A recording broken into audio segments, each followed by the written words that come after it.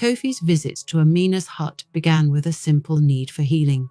The remedy she had given him for his physical pain had worked swiftly, as promised, and by the next morning, he felt the ache that had plagued him for days begin to subside. Yet, despite his physical relief, something inside Kofi felt unsettled.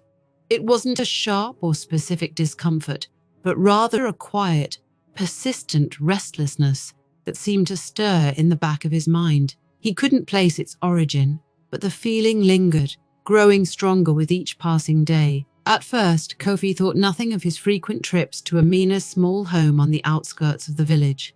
He convinced himself that he needed more herbs, that he wanted to ask her about the plants she used in her remedies, or that he was simply curious about her methods. But as the days turned into weeks, Kofi began to realize that his visits weren't about herbs or medicine. He was drawn to something far less tangible, something he couldn't quite name. Amina's presence had become a strange sort of balm for the unease that gripped him, and the more time he spent around her, the more he craved the quiet strength that radiated from her. There was a calmness about Amina, a stillness that stood in stark contrast to the noise and busyness of the village.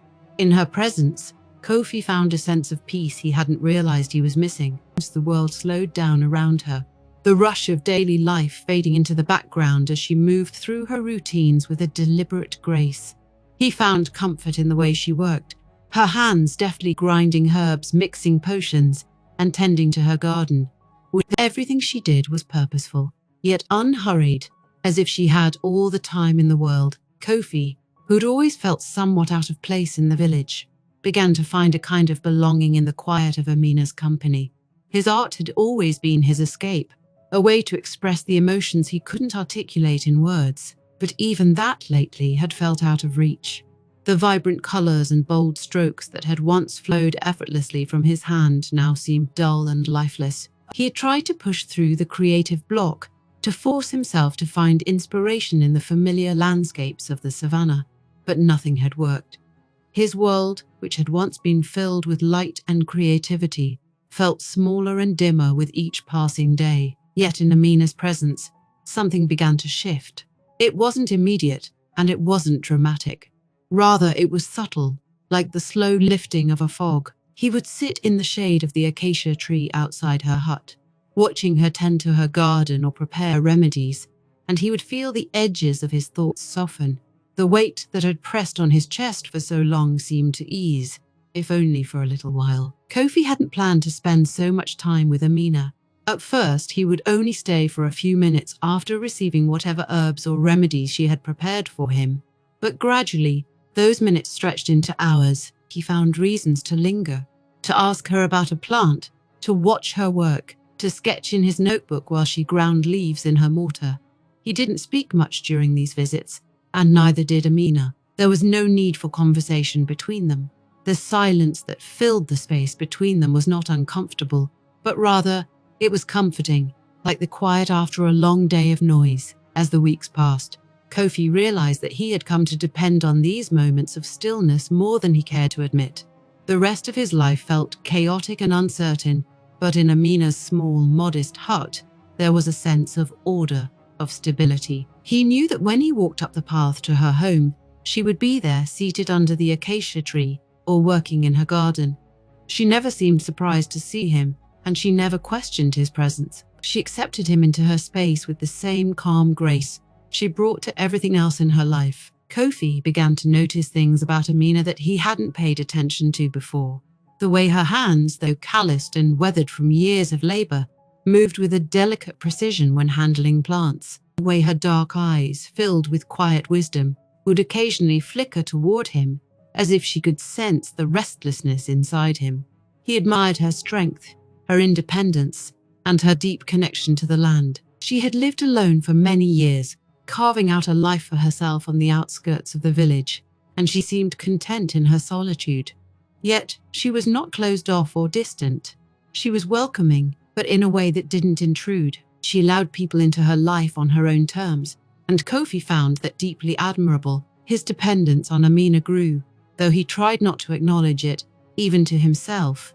At night, when he lay awake in his small home, staring at the ceiling, His thoughts would drift to her. He would think about the quiet moments they shared, the peace he felt in her presence, and the way the tension in his chest seemed to dissolve when he was with her.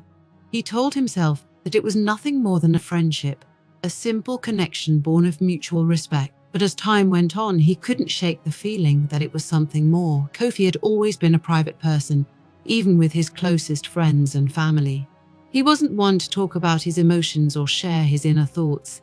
His art had been his way of communicating with the world, but now even that outlet felt distant. Amina, however, seemed to understand him without the need for words. She never pried or asked personal questions, but in her presence, Kofi felt seen in a way he hadn't in a long time. His visits to her hut became a regular part of his routine, though he struggled to explain why. It wasn't just the peace and quiet that drew him back. It was something deeper, something unspoken. He had come to rely on her not for physical healing, but for something more intangible. She was a grounding force in his life, and without realizing it, Kofi had begun to shape his days around the time he spent with her. But with that growing dependence came a quiet fear. He worried about what the village would think if they knew how often he visited Amina. He worried about the whispers that had already started to circulate. Whispers about why a young man like him would spend so much time with an older woman like her. He knew the villagers were watching, their curious eyes lingering on him a little too long when he passed them in the streets. He'd never cared much for gossip, but the weight of their judgment began to press on him, especially when he was alone. Yet, despite that fear, he couldn't stay away. There was something about Amina that he needed, something he couldn't find anywhere else. His visits to her became a kind of refuge, a space where he could breathe freely, without the expectations and pressures of the outside world. He didn't have to be the promising young artist or the dutiful son when he was with her. He could just be Kofi, a man searching for something he hadn't even known he was missing. In Amina's presence, he felt both grounded and adrift, as if he were being drawn into something larger than himself. He didn't fully understand the connection they shared, but he knew it was important. He knew it was something rare. And so, despite the growing whispers, despite the unease that settled in his chest whenever he left her hut, Kofi continued to visit. Each time, he found himself staying a little longer, lingering in the quiet, soaking in the peace that only Amina seemed able to provide. His dependence on her, once small and unnoticed, had grown into something undeniable. Kofi wasn't sure where this path would lead him. All he knew was that Amina had become a vital part of his life, and he wasn't ready to let that go. Not yet, not ever, if he could help it. The village of N was a quiet place, nestled near the vast African savanna, where life moved in slow, predictable rhythms. The people of the village were deeply connected to the land, their lives shaped by the changing seasons, the cycle of the rains and the harvest. It was a small community where everyone knew everyone else, and privacy was more a suggestion than a reality. In N, every action, every glance, and every word was observed, interpreted, and shared, usually accompanied by a whisper. At first, Kofi's visits to Amina went unnoticed, seen as an ordinary interaction between a young man seeking the help of an elder healer. Amina had been a fixture in the village for as long as anyone could remember. She was respected for her wisdom, her knowledge of herbs, and the quiet strength she carried, having lived through the trials of life with dignity. It wasn't unusual for people to seek her out for remedies when the local clinic's supplies were insufficient or the doctor couldn't provide answers. To most, Amina's hut, perched on the outskirts of the village, was a place of healing, not of scandal. But in a village as small and close-knit as N, even the most innocent things could take on a life of their own. It began slowly, with little more than curious looks and raised eyebrows when Kofi, a young man of 25, was seen walking the path to Amina's home more often than seemed necessary. At first, the villagers shrugged it off. Perhaps he was unwell, some thought. Or maybe he was seeking her advice on something more personal, like many others before him. But as his visits became more frequent, the whispers began to stir. Kofi had always been somewhat of an outsider in the village. As an artist, he had never quite fit into the traditional roles expected of young men, while others his age were focused on family, work, and the practicalities of village life. Kofi spent his days painting and sketching, lost in his own world of colors and shapes. His art was admired, but it also set him apart. People didn't quite know what to make of him, and that made him a subject of quiet curiosity. Amina, too, had always walked her own path. She lived alone, never having remarried after the death of her husband many years ago. The villagers respected her for her healing abilities, but there was a sense of mystery that surrounded her as well. She kept to herself, rarely venturing into the village unless necessary, and though people came to her for help, they didn't know much about her life beyond her role as a healer. The combination of her solitude and her deep knowledge of plants and medicine gave her an almost mythical status in the eyes of some, and with that came a certain degree of wariness. As Kofi's visits to Amina continued, the village began to talk. At first, the whispers were quiet, barely noticeable, snippets of conversation at the marketplace, exchanged between women selling fruit or men gathered at the well. "Have you seen Kofi lately? He's been going to Amina's quite a bit. I wonder what he's doing there so often. Maybe he's sick, or maybe it's something else." But as the weeks went by and Kofi's visits did not wane, the tone of the gossip shifted. It became less curious and more speculative. In small villages like N, where life was slow and uneventful, anything out of the ordinary quickly became fodder for conversation. And the idea of a young man like Kofi spending so much time with an older woman like Amina was certainly out of the ordinary. Soon, the gossip took on a more malicious edge. The whispers turned into stories, each retelling adding a new layer of intrigue and scandal. "They say he's spending hours there, just sitting with her. What could they possibly be doing all that time? He's not sick. I heard he's been better for weeks. So why is he still going? It's not proper, a young man like that, spending so much time alone with her. People are starting to talk. Maybe there's something going on between them." The village had a way of filling in the gaps where facts were lacking. What had started as innocent visits for healing had now become the subject of wild speculation. The older women, in particular, were relentless in their analysis, exchanging knowing glances and shaking their heads as they discussed what they thought they knew. They had raised children, they understood human nature, or so they believed, and they were quick to pass judgment. Kofi, wrapped up in his growing connection with Amina, was slow to notice the change. When he walked through the village, his mind was often elsewhere, thinking about his art, or about the last conversation he had with Amina. But eventually, even he couldn't ignore the way people's eyes lingered on him a little too long, the way conversations seemed to stop when he entered a room. He began to feel the weight of their judgment pressing down on him, though no one said anything to his face. The first real sign of trouble came one afternoon as Kofi made his way to the marketplace to buy some supplies. He was walking past a group of young men, boys he had known for most of his life, when one of them called out to him, his tone mocking. "Hey Kofi, going to see your old woman again?" The others snickered, their laughter echoing in the still air. Kofi stopped in his tracks, feeling a flush of anger rise in his chest. He didn't respond, didn't give them the satisfaction of a reaction, but as he walked away, their laughter followed him, a bitter echo that clung to him long after he was out of earshot. That moment marked a shift in how Kofi saw his place in the village. He had always been aware that he was different, but now that difference was being used against him. The gossip had taken on a life of its own, and there was little he could do to stop it. The village had already decided what was happening between him and Amina, regardless of the truth. The pressure mounted over the next few weeks. Kofi began to dread his trips into the village, knowing that eyes would be on him, that people would be whispering behind his back. The once familiar streets now felt hostile, the marketplace no longer a place of community, but a gauntlet he had to run every time he needed something. The vendors, who'd always greeted him with smiles and small talk, now avoided his gaze, their conversations clipped and formal. Even at home, the tension was palpable. Kofi lived with his mother, a strong-willed woman who had raised him on her own after his father's death.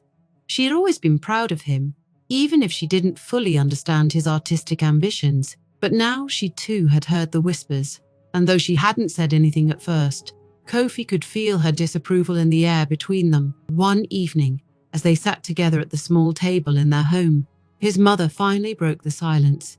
"Kofi," she began, her voice soft but firm. "People are talking." Kofi didn't look up. He knew what she meant, and he didn't want to have this conversation. He focused on his food, stirring the stew on his plate without eating it. "They're saying things that aren't true," she continued, her tone heavy with concern. "You've been spending a lot of time with Amina." There it was. The thing that had been hanging between them for weeks, finally spoken out loud. Kofi felt a knot tighten in his chest. He didn't know how to explain it to her, how to make her understand. To him, his visits to Amina were about more than just companionship. They were about peace, about finding something that had been missing in his life. But how could he explain that to his mother, who only saw the surface of things? "She's my friend," Kofi said quietly, though even as the words left his mouth, they felt inadequate. His mother looked at him for a long moment, her expression unreadable. She said carefully, "Amina is much older than you. She's lived her life. You're just starting yours. People are judging, and it's not fair to either of you." He knew she was right. The village didn't understand. They didn't see Amina the way he did, didn't know the depth of the connection they shared. But the weight of their judgment was real, and it was growing heavier with each passing day. Over time, the whispers in the village became louder, more pointed. People who had once been friendly began to distance themselves. His friends grew cold, their conversations strained and uncomfortable. Those women at the market gave him sidelong glances, their smiles laced with pity or disapproval. Kofi could feel the walls closing in around him, the village turning its back on him. But through it all, Kofi continued to visit Amina. Her hut, nestled at the edge of the village, had become his refuge, a place where the noise of the world couldn't reach him. In her presence, the judgment and gossip seemed to fade away, replaced by the quiet peace that he had come to depend on. Amina never spoke of the rumors, never asked him about the village's reaction to their friendship. She accepted him without question, as she always had, and in that acceptance, Kofi found strength. Yet, the pressure of the village's judgment was not something he could completely escape. It weighed on him, pressing down on him with every step he took outside Amina's hut. The once comfortable world of the village had become a hostile place, and though Kofi tried to ignore it, he knew that something had shifted. He was no longer just the artist who lived on the outskirts of tradition. He was now an object of scandal, a subject of gossip, and it was a role he hadn't asked for. As the days turned into weeks, Kofi began to wonder how much longer he could endure the weight of the village's judgment. The burden of secrecy settled over Kofi like a heavy, invisible weight, creeping into every corner of his life. It had started so gradually that he hadn't noticed it at first. Just a few glances, a couple of hushed conversations that fell silent as he approached. But as time passed, that weight grew, and soon it was all-consuming. The secrecy wasn't something he had chosen, not at first, but it wrapped itself around him, pulling him deeper into its grip, until every moment of his life felt shadowed by it. In the beginning, Kofi didn't think much about what others might say. His visits to Amina had felt natural, almost necessary. She had become a part of his routine, a source of calm in a world that often felt chaotic and overwhelming. But the longer he spent in her presence, the more he realized that the village did not see things the way he did. What had started as innocent conversations with an elder soon took on a life of its own in the minds of the villagers. The whispers that followed him around town were a constant reminder that the world outside Amina's hut was not as accepting as the quiet sanctuary within it. As the rumors about him and Amina spread, Kofi felt the walls of the village closing in. It wasn't that anyone confronted him directly, at least, not yet. But the silence, the looks, the way people avoided his gaze, said more than words ever could. And as the judgment grew, so did the burden of keeping the truth to himself. In the quiet moments, when Kofi was alone, he could admit to himself what was happening. His connection with Amina had gone beyond what he had initially understood. It wasn't just friendship, wasn't just comfort. There was something deeper between them, something that neither of them had spoken aloud, but both had felt. And that feeling, that pull toward Amina, was what made the secrecy so difficult to bear. Kofi wasn't ashamed of his feelings for Amina. He knew that what they shared, even if unspoken, was real, was meaningful. But he also knew that the village would never accept it. In their eyes, there were too many things that separated him and Amina. Her age, her position in the village, her solitude. They would never understand how much peace he found in her company, how her wisdom and calm presence filled a void in his life that no one else could. They would never accept the possibility that someone like him, young and full of potential, could be drawn to someone like her, older and rooted in the past. And so, the secrecy became necessary, not because he wanted to hide, but because revealing the truth would bring a flood of consequences that he wasn't sure he was ready to face. He began to live a double life, balancing the time he spent in Amina's quiet hut with the time he spent in the village, where every action was scrutinized, every glance a reminder of the judgment that awaited him. It was exhausting, always keeping part of himself hidden, always careful about what he said and did. His visits to Amina became even more precious to him in those months, not just because of the time they spent together, but because her home had become the only place where he didn't have to pretend. He could sit in silence, let the weight of the world fall away, and be himself. There was no need for words between them, no need to explain the tension that had grown inside him. Amina, with her quiet wisdom and her steady gaze, seemed to understand without him needing to speak. She never pressed him for answers, never asked about the rumors or the whispers in the village. Her silence was a gift, allowing Kofi to simply exist without the burden of explanation. But even as Kofi found solace in Amina's presence, the burden of secrecy continued to grow. It followed him like a shadow, creeping into every aspect of his life. He began to notice how guarded he had become, even around his own family. His mother, who had always been able to read him so easily, sensed that something was wrong. But Kofi avoided her questions. He couldn't bring himself to tell her the truth, not because he didn't trust her, but because he feared the disappointment he would see in her eyes. At home, the silence between them grew heavier. His mother's questions were never direct, but he could feel them hanging in the air, unspoken but ever present.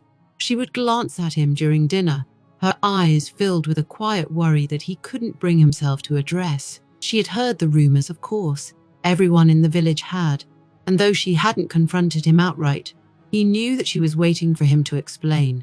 But Kofi didn't know how to explain what even he was still trying to understand. How could he tell her about the depth of his connection with Amina when he wasn't sure where it was leading, or if it was something that could even be defined? The secrecy began to strain his relationships in other ways as well. His friends, once close and reliable, now kept their distance. Conversations that had once flowed easily now felt stilted, or they would talk about the usual things: work, the village, their families. But there was always an undercurrent of tension. Kofi knew that they too had heard the whispers, and though they never said it aloud, he could feel their judgment. They didn't understand why he continued to visit Amina, why he seemed so distant from the life they all shared. And so gradually, they stopped asking him to join them, stopped including him in their plans. Kofi found himself spending more and more time alone, retreating into his art, which had become both a refuge and a frustration. The more isolated he felt, the harder it came to create. His paintings, once vibrant and full of life, now felt flat, as if the colors had dulled along with his spirit. He would sit for hours with his sketchbook, staring at the blank pages, unable to find the inspiration that had once come so easily. Even his art had become burdened by the secrecy, by the weight of the things he couldn't say out loud. As the village continued to watch him, Kofi grew more careful about how he spent his time. He began timing his visits to Amina, making sure to arrive at her hut when the streets were quiet, when there were fewer eyes to see him walking the familiar path. He became attuned to the rhythms of the village, learning when the market was busiest, when the men gathered at the well, and when the women were most likely to be in the fields. It wasn't that he was ashamed of visiting Amina, but the whispers had become too loud to ignore. He couldn't afford to be seen too often, to give the villagers more fuel for their gossip, but the secrecy took its toll. The more he hid, the more isolated he felt, and the more isolated he felt, the more he longed for the peace he found with Amina. It was a vicious cycle, one that left him exhausted and anxious. He found himself torn between two worlds: the village, where he was expected to live according to tradition, and Amina's hut, where he could breathe freely, away from the constraints of judgment. In the village, Kofi became an expert at deflecting questions. When people asked about his days, he gave vague answers, careful not to reveal too much.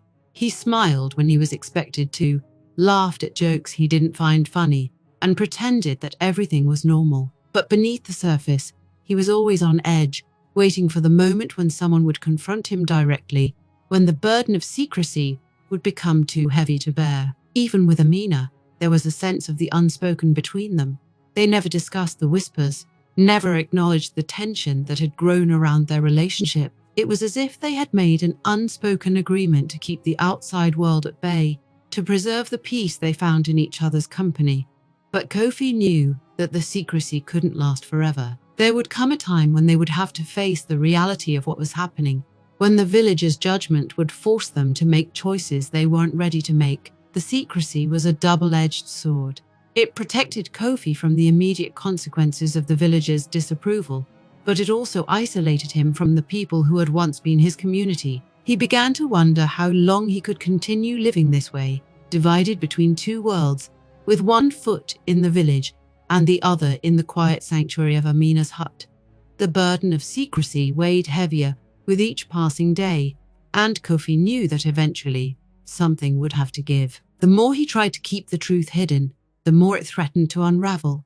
The secrecy had become a prison of his own making, and though Amina's presence brought him peace, the cost of maintaining that peace was becoming too high. He couldn't keep living in the shadows, pretending that the whispers didn't affect him, pretending that the secrecy didn't tear at him a little more each day. In his heart, Kofi knew that the burden of secrecy was unsustainable, but letting go of it would mean confronting the village, confronting his own feelings, and confronting the reality of his relationship with Amina. And that, more than anything, was what terrified him the most. Amina moved through life with a steady, unshakable calm that had become her signature over the years.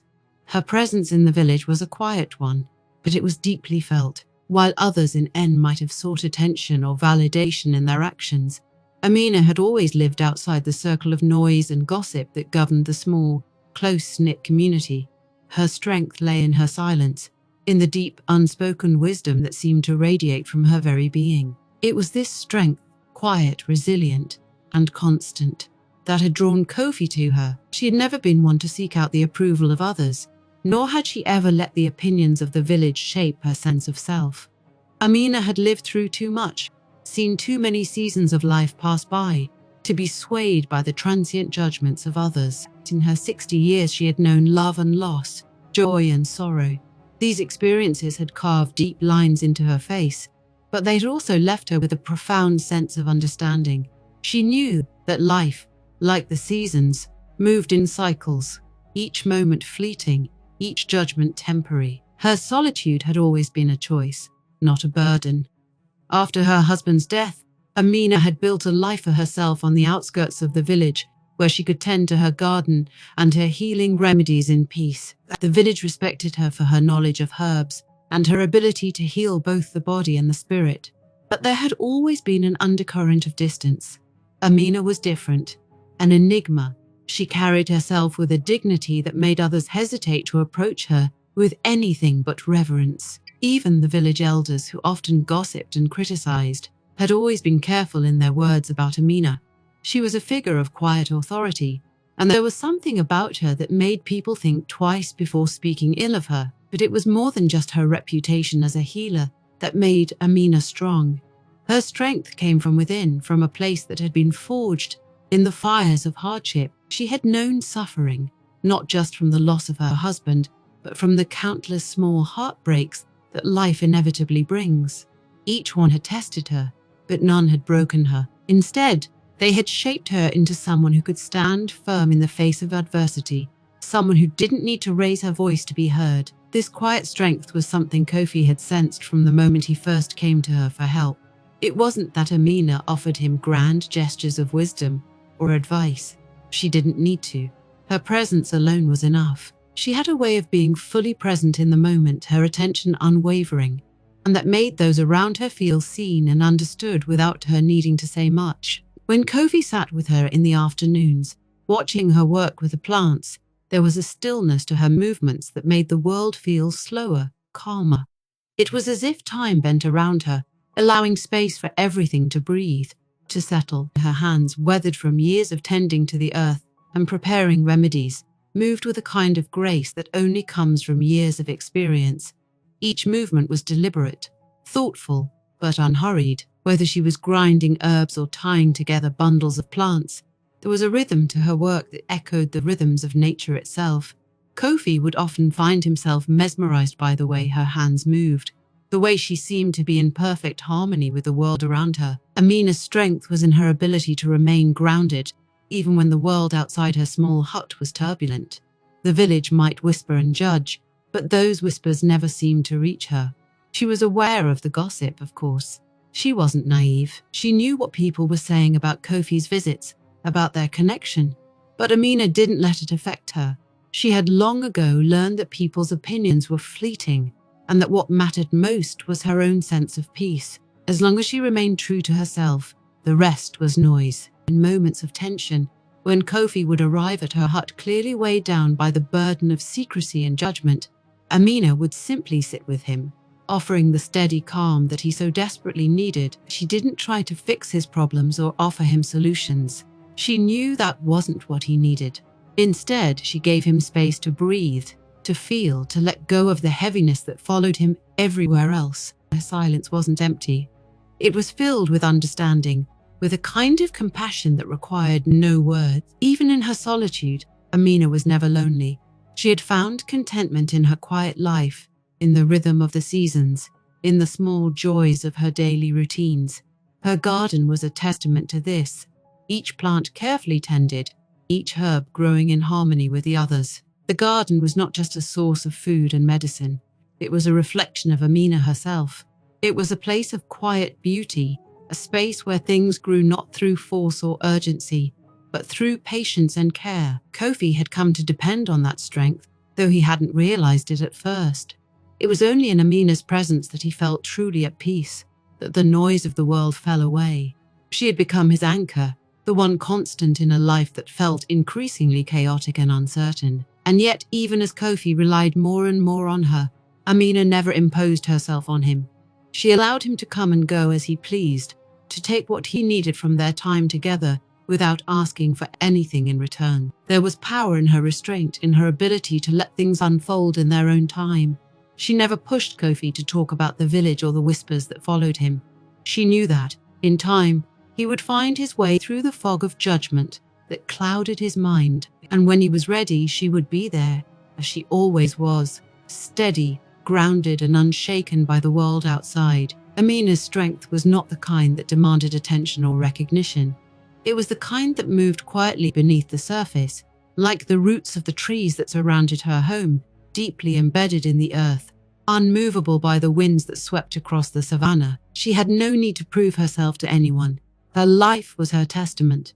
And in that quiet strength, Kofi had found not just solace, but a guide, a reminder that true strength wasn't about fighting against the world, but about finding peace within oneself, no matter what storms might come. In Amina, Kofi had found a kind of strength he hadn't known existed, one that didn't shout or demand, but simply endured.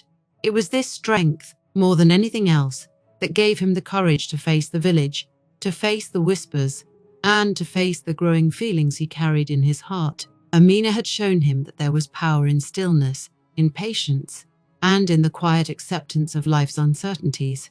It was a lesson he would carry with him, long after the storms of judgment had passed. Love for Kofi had never been something he had actively sought out. It had always seemed like a distant concept, wrapped up in the lives of others, bound by expectations and societal norms that didn't quite fit him. His world had been art, quiet observation, and the solace he found in the landscape of the savannah and the colors he captured on his canvas. But with Amina, love had come unexpectedly, quietly threading its way into his life, not with the fiery passion of youthful infatuation, but with the slow, steady warmth of understanding. In Amina's presence, Kofi found a peace he hadn't known he needed. There was no pretense with her, no expectations or pressures to be anyone other than who he was. She accepted him fully, without question or judgment. in a way that no one else ever had. And in return, Kofi felt something deep and powerful grow within him, something that had started as admiration and respect, but had slowly blossomed into love. This love wasn't loud or dramatic. It was quiet, enduring, and rooted in the shared moments of silence, in the steady rhythms of their lives together. That love, especially a love that defied the norms of the village, came with a cost. The more time Kofi spent with Amina, the more he felt the weight of the village's disapproval pressing down on him. The whispers, once barely noticeable, had grown louder, sharper. Everywhere he went, he felt the eyes of the villagers on him, their judgment hanging in the air like a heavy mist. They couldn't understand why a young man like him would spend so much time with a woman so much older, a woman who lived on the outskirts of their community, both literally and figuratively. In the villagers' eyes, Kofi's relationship with Amina was unnatural, something to be questioned, something to be stopped. The traditional roles expected of him, to find a young woman to settle down, to start a family, were being upended, and the village didn't know how to handle that. Their gossip became a form of control, a way of trying to pull him back into the fold, back into the expectations that had governed their lives for generations. But Kofi was not one to be easily swayed. His love for Amina, though unspoken, was strong enough to withstand the pressure of their judgment. He didn't need the approval of the village to validate what he felt. In fact, the more the villagers gossiped, the more he felt a quiet defiance build within him. Their disapproval, rather than pushing him away from Amina, only strengthened his resolve to remain by her side. He knew deep down that what they shared was real, was meaningful, and no amount of whispers or disapproving looks could change that. Kofi's defiance wasn't loud or confrontational. It didn't take the form of public declarations or grand gestures. Instead, it was woven into the small, everyday choices he made. It was in the way he continued to walk the well-worn path to Amina's hut, despite knowing that every step he took would be noted by the villagers. It was in the way he sat with her under the shade of the acacia tree, working in companionable silence, as if the outside world didn't exist. It was in the way he allowed himself to feel the quiet joy of their connection, even as he knew that others wouldn't understand it. Defiance for Kofi meant refusing to let the world dictate the terms of his happiness. It meant choosing love, even when that love didn't fit neatly into the boxes that others had created for him. And in that choice, he found a freedom he hadn't known before, a freedom to live on his own terms, to create a life that was true to who he was, rather than who the village expected him to be. Amina, too, understood this defiance, though she never spoke of it directly. She had lived long enough to know that love, in whatever form it took, was worth protecting. Her strength, quiet and steady as always, gave Kofi the courage to stand firm in the face of the village's judgment. She didn't ask him to choose between her and the village, didn't pressure him to take a stand. Instead, she simply continued to offer him the space to be himself, to come to her when he needed, to find peace in their shared moments. Their love became a quiet rebellion against the world outside, a rebellion not of words or confrontations, but of presence. By continuing to be together, by refusing to let the village's disapproval break them apart, they were making a statement. Their love was an act of defiance in itself, a refusal to bend to the expectations that others had placed on them. In the evenings, as the sun dipped low over the savannah and the sky turned shades of gold and crimson, Kofi would sit with Amina, their hands sometimes brushing as they worked in the garden or shared a meal. The air around them was thick with unspoken understanding. They didn't need to discuss the whispers or the disapproval that hovered just beyond the edge of their world. They both knew it was there, but they also knew that it didn't matter. What mattered was the connection they shared, the way they understood each other without needing to speak. Their love had become a sanctuary, a place where the noise of the village couldn't reach them. In Amina's presence, Kofi felt whole, felt seen in a way that he hadn't been before. And in turn, Amina found in Kofi a companionship that had long been absent from her life. Their bond, though unconventional, was something sacred to both of them. The defiance they shared wasn't just about resisting the village's judgment.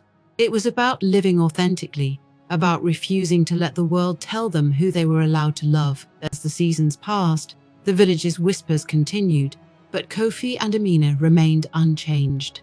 Their love, forged in the quiet defiance of others' expectations, it grew stronger with each passing day, nourished by the stillness they found in each other and the refusal to let the world define them. In the end, their defiance wasn't about fighting back. It was about standing firm, about choosing love, even when the world told them they shouldn't. And in that choice, they found a strength that was unshakable, a love that was truly their own. The sun dipped below the horizon, casting long shadows across the savannah, as Kofi sat in silence outside Amina's small hut. The air was cooler now, carrying with it the scent of damp earth from the recent rains. It had been a tumultuous season for both of them, one filled with tension and unspoken fears. But as they sat together in the stillness of the evening, there was a sense of something new lingering in the air. It was fragile, like the first green shoots after a storm, but it was there, a new beginning. Kofi had never been one to dwell too much on the future.